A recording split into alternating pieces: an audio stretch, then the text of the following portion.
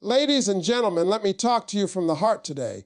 I want you to hear me clearly because this message could change the way you walk into 2026. I truly believe this. 2026 will be the happiest year of your life if you decide to do some things differently. Not magically, not accidentally, but intentionally. See, happiness doesn't just show up because the calendar changed. A new year doesn't fix an old mindset. You can carry the same pain, the same habits, and the same excuses into a brand new year and still feel empty. So if you want 2026 to be different, you're going to have to be different. The first thing you must do is take responsibility for your life. Everything won't be your fault, but everything will be your responsibility. The moment you stop blaming your parents, your past, your ex, your boss, or your situation is the moment you take your power back. As long as it's somebody else's fault, you can't change it. But when you say, "This is on me," now you're in control, and control brings peace. Ladies and gentlemen, let me be very clear with you, because this is where everything starts. If you want 2026 to truly be the happiest year of your life, you have to take full responsibility for your life. Not part of it. Not the easy parts. All of it. This is one of the hardest things to do because it forces you to look in the mirror instead of looking for someone to blame. Most people stay unhappy not because life is unfair, but because they keep giving their power away to circumstances, people, and excuses. See, the moment you blame someone else, you also give them control. When you say, "If they hadn't done this, I'd be better," you're saying your happiness depends on someone who may never change. That's a dangerous place to live. Responsibility is not about guilt or shame. It's about ownership. It's about saying, "This is my life, and if something is going to change, it's going to change because I decided to do something about it." You may not be responsible for what happened to you, but you are responsible for how you respond to it. Life will knock you down. People will disappoint you. Plans will fail. That's not the question. The real question is, what are you going to do next? Are you going to sit there and replay the pain over and over? Or are you going to stand up and say, "This stops with me"? The strongest people in the world are not the ones who never got hurt. They're the ones who refuse to let their hurt define their future. Taking responsibility also means being honest with yourself. A lot of us say we want change, but we don't want to change our habits. We want better results without better behavior. We want a different life while doing the same things every day.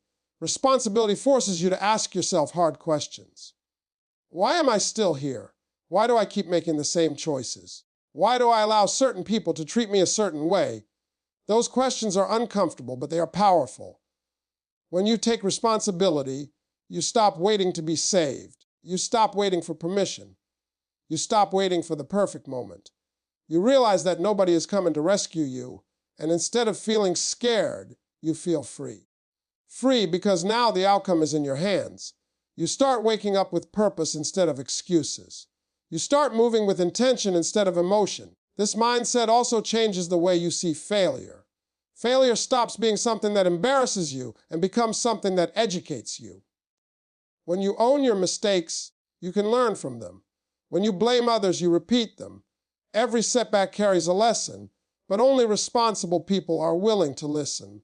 They don't ask, "Why me?" They ask, "What is this trying to teach me?" Taking responsibility also means understanding that your daily choices matter more than your big dreams. Your future is built in the small moments, what you do when no one is watching, what you think about when you're alone, what you choose to do instead of what feels easy. You can't control everything that happens to you, but you can control how you show up every single day. And that consistency creates confidence. Confidence creates peace. Peace creates happiness. When you truly accept responsibility, something powerful happens inside you. You stop feeling like a victim and start feeling like a creator. You realize that even if the road is hard, you are strong enough to walk it. Even if the process is slow, you are disciplined enough to stay in it. That belief alone changes your energy, and when your energy changes, your life starts responding differently. So if you want 2026 to feel lighter, calmer, and more fulfilling, it starts right here. Not with the world changing, not with people apologizing, but with you deciding to stand up and say, "This is my life, and I'm taking responsibility for it." Ladies and gentlemen, let me talk to you about something that most people don't realize is stealing their happiness every single day, and that is a lack of peace. If you want 2026 to be the happiest year of your life, you are going to have to protect your peace like your life depends on it, because in many ways it does. Peace is not something you find by accident. It is something you choose on purpose, and it often requires difficult decisions. You cannot be at peace in environments that constantly drain you. Some of you are exhausted not because you're doing too much, but because you're surrounded by the wrong people.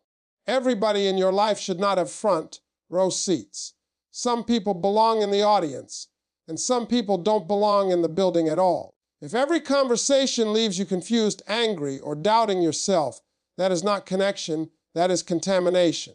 One of the biggest mistakes people make is thinking they owe everyone an explanation. You don't. You don't owe everyone access to your thoughts, your plans, or your healing process. Silence is not weakness. Silence is wisdom. When you stop explaining yourself to people who are committed to misunderstanding you, your stress level drops immediately. Peace begins the moment you realize that not everyone needs to understand you for you to move forward. Protecting your peace also means being careful about what you allow into your mind. What you listen to, what you watch, and what you constantly think about shapes your emotional state. If you wake up every day consuming negativity, drama, and fear, you cannot expect to feel happy. Your mind is like a garden. Whatever you water will grow. If you water fear, anxiety will grow. If you water gratitude and hope, peace will grow. You have to learn how to set boundaries without feeling guilty. Saying no does not make you selfish. It makes you honest. A lot of people are living overwhelmed lives because they keep saying yes to things that are draining them. You are allowed to choose rest. You are allowed to choose distance. You are allowed to choose yourself. Peace comes when your yes means yes and your no means no. Another part of protecting your peace is understanding that you don't have to attend every argument you're invited to. Not every comment deserves a response. Not every opinion deserves your energy. Some battles cost more than they're worth. When you engage in unnecessary conflict, you pay with your peace. When you walk away, you protect your joy. Walking away is not losing. Sometimes it's winning at a higher level. You also have to accept that some relationships will change as you grow. That doesn't mean you're better than anyone. It means you're becoming different. Growth creates distance sometimes, and that's okay. Not everyone who started with you is meant to finish with you. Holding on to people out of guilt will keep you stuck in a version of yourself you've already outgrown. Protecting your peace requires emotional discipline. It means you don't let temporary emotions make permanent decisions. It means you pause before reacting. It means you choose calm over chaos. When you master your reactions, you master your life. Most people's problems are not caused by what happens to them, but by how they react to what happens. When your peace is protected, your happiness becomes stable. You're no longer controlled by other people's moods or opinions. You stop riding emotional roller coasters. You start responding instead of reacting. And when you move through life with peace, everything feels lighter. Your sleep improves. Your focus improves. Your joy becomes real, not forced. If you want 2026 to feel different, you have to stop letting everything and everyone have access to you. Your peace is your responsibility. Once you learn to protect it, happiness stops being rare and starts becoming your normal state.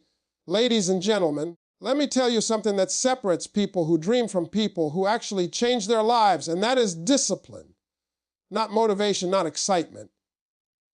Discipline. If you are waiting to feel motivated every day, you will stay exactly where you are. Motivation comes and goes, but discipline is what carries you when your feelings disappear. If you want 2026 to be the happiest year of your life, you must commit to doing what needs to be done, even on the days you don't feel like it. Most people think happiness comes from comfort, but real happiness comes from progress. And progress is built on daily discipline. It's built on waking up when the alarm goes off instead of hitting snooze. It's built on working on your goals when no one is watching. It's built on choosing what is right over what is easy. Those small decisions may not feel exciting in the moment, but they create a life you're proud of. Discipline is not about being perfect. It's about being consistent. You're going to mess up. You're going to miss days. You're going to feel tired. But disciplined people don't quit when they fail. They reset and keep moving. They understand that success is not a straight line. It's a commitment to keep going even when progress feels slow. Let me say this clearly: the pain of discipline is temporary, but the pain of regret lasts forever. Every time you avoid the work, you're not avoiding pain, you're postponing it. You pay now with effort, or you pay later with disappointment. Disciplined people choose the smaller pain today to avoid the bigger pain tomorrow. That choice, made over and over again, creates freedom. Daily discipline also builds self-respect. Every time you keep a promise to yourself, your confidence grows. Every time you break a promise to yourself, your confidence shrinks. A lot of people are unhappy not because life is hard, but because they don't trust themselves anymore. They've told themselves, "I'll start tomorrow," too many times. Discipline restores that trust. It proves to you that you can rely on yourself. You don't need to overhaul your entire life overnight. In fact, that's where most people fail. They try to do too much, too fast, and then quit. Discipline works best when it's simple, one habit at a time, one small improvement each day. Read a few pages, exercise a little, pray or reflect for a few minutes, learn something new. Those small actions compound, and over time, they change everything. Discipline also protects you from your own emotions. Emotions are powerful, but they are not reliable leaders. If you let your feelings decide your actions, your life will be unstable. Discipline gives you structure. It gives you routine, and routine creates peace. When you know what you're supposed to do each day, you stop feeling lost. You stop wasting energy deciding. You just execute. Another thing discipline does is it prepares you for opportunities. Opportunities don't come when you're ready. They come when they come. Discipline makes sure you're prepared when the door opens. A lot of people miss their moment, not because they weren't talented, but because they weren't disciplined enough to be ready. Discipline is also an act of self-love. People think self-love is only about rest and relaxation, but sometimes self-love is doing the hard thing that your future self will thank you for. Sometimes it's saying no to distractions. Sometimes it's staying focused when everyone else is quitting. When you live with discipline, you're choosing your future happiness over your present comfort. When you commit to daily discipline, your life starts to feel more stable. You stop depending on motivation. You stop waiting for the perfect mood. You show up anyway. And when you show up consistently, results eventually follow. That's when happiness becomes deeper, because it's earned. Ladies and gentlemen, let me talk to you about gratitude, because this is one of the most misunderstood keys to happiness. Most people think gratitude comes after success, after money, after everything finally works out. But the truth is, gratitude comes first. If you want 2026 to be the happiest year of your life, you have to learn how to be grateful before life gives you everything you want. If you are unhappy now, more things will not fix that. A new job won't fix it. More money won't fix it. A new relationship won't fix it. Those things may bring temporary excitement, but they won't bring lasting happiness. Gratitude is what teaches you how to enjoy your life as it is while you're building the life you want. Without gratitude, every achievement feels empty because you're always chasing the next thing. Gratitude changes your perspective. It shifts your focus from what's missing to what's present. When you focus only on what you don't have, you train your mind to feel lack. When you focus on what you do have, you train your mind to feel abundance. Your situation may not change immediately, but your experience of life changes instantly. And that shift in perspective can be the difference between stress and peace. Being grateful does not mean pretending everything is perfect. It doesn't mean ignoring your problems or settling for less. It means acknowledging that even in difficult seasons, there is still something to appreciate. You may not be where you want to be, but you're not where you used to be either. Gratitude reminds you of the progress you've already made, and that builds hope. One of the most powerful things about gratitude is how it affects your emotional state. When you practice gratitude consistently, your mind becomes calmer. Anxiety decreases because you're no longer constantly worried about what you're lacking. You become more present. You start enjoying small moments that you used to overlook. And those small moments add up to a happier life. Gratitude also changes how you interact with other people. When you appreciate what you have, you stop comparing yourself to others. Comparison is one of the biggest thieves of happiness.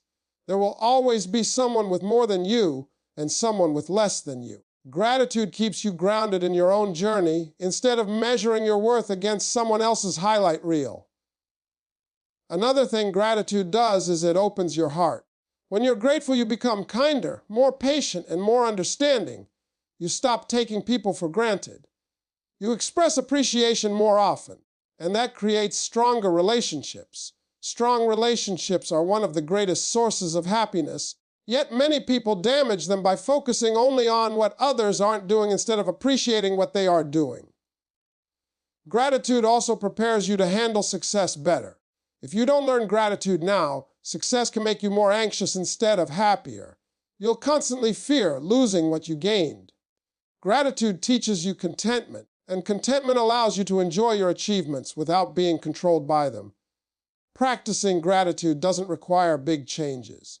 It starts with simple awareness, paying attention to your breath, appreciating another day of life, being thankful for the lessons you've learned, even the painful ones. Every experience has shaped you into who you are today. Gratitude helps you honor that journey instead of resenting it. When you live with gratitude, happiness stops being something you chase and becomes something you experience. You still work hard. You still have goals, but you're no longer postponing your joy until some future moment. You're allowing yourself to feel peace right now, and that peace carries you forward with strength and clarity. Ladies and gentlemen, let me talk to you about something that tests almost everyone at some point in life, and that is waiting. Waiting on results, waiting on change, waiting on answers. If you want 2026 to be the happiest year of your life, you have to learn how to trust God's timing instead of rushing your destiny.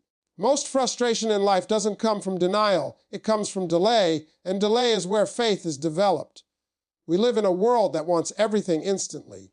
Instant success, instant recognition, instant results. But life doesn't work like that. Some of the greatest blessings take time because you need time to grow into the person who can handle them. If certain things had happened earlier in your life, they might have destroyed you instead of helped you. Timing is protection, even when it feels like punishment. When you rush your destiny, you skip important lessons. And lessons skipped always come back, usually with more pain. Waiting teaches patience, humility, and strength. It teaches you how to rely on something greater than yourself. When you don't understand why things are taking so long, that's when trust becomes real. Faith isn't believing when everything makes sense. Faith is believing when it doesn't. A lot of people think being behind means being forgotten. That's not true. Being behind often means being prepared. Life is not a race, even though social media makes it feel like one. Everyone's timeline is different. Some people bloom early. Some people bloom late. But late bloomers are often the strongest because they develop deep roots while nobody was watching. Trusting God's timing also means releasing control.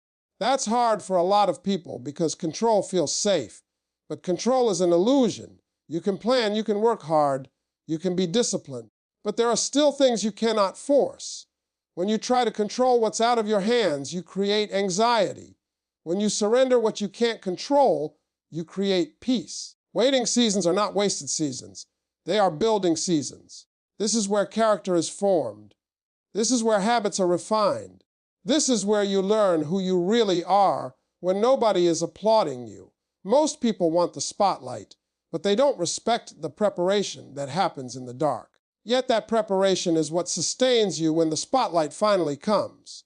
Trusting God's timing also requires you to stop comparing your journey to someone else's. Comparison creates pressure that was never meant for you.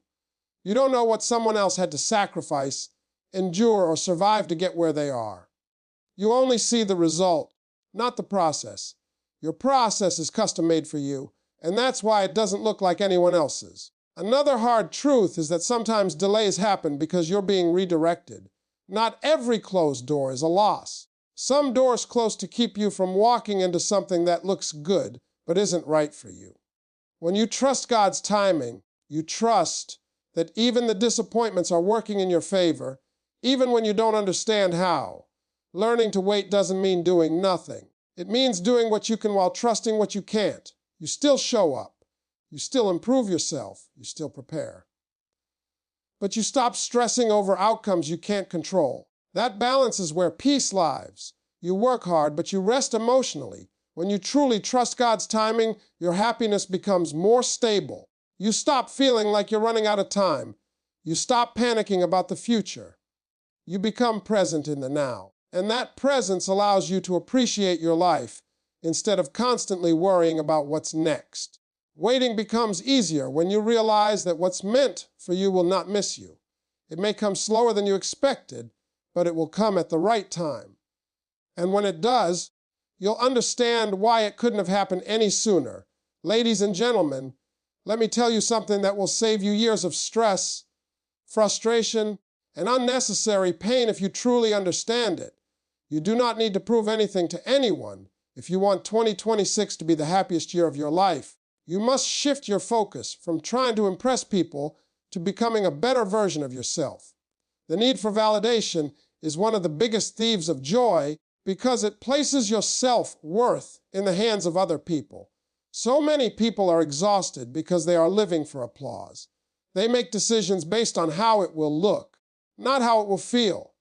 They chase approval instead of purpose. But the problem with living for approval is that it never ends. No matter how much you achieve, there will always be someone who isn't impressed, someone who doubts you, and someone who misunderstands you. If your happiness depends on their reaction, you will never be free. When you focus on proving yourself, you give your power away. You allow opinions to control your emotions. A compliment lifts you too high, and criticism drops you too low. That emotional roller coaster is draining. Peace comes when you understand who you are and why you are doing what you're doing. Once your purpose is clear, outside noise loses its power. Becoming better is a private journey. It happens in quiet moments when no one is watching. It happens when you choose growth over comfort, integrity over shortcuts, and consistency over attention. You don't need to announce every move. In fact, some of the best progress happens in silence. When you move quietly, you avoid unnecessary opinions, jealousy, and distractions. A lot of people delay their growth because they're too busy trying to look successful instead of becoming successful. They spend more time explaining their plans than executing them. Real confidence doesn't need to be loud. It doesn't need constant validation. Confidence is built through action, not approval. It comes from knowing you're putting in the work, even when no one notices. Focusing on becoming better also requires humility. It means accepting that you don't know everything and that there's always room to grow. People who are obsessed with proving themselves struggle to learn, because learning requires admitting you're not there yet.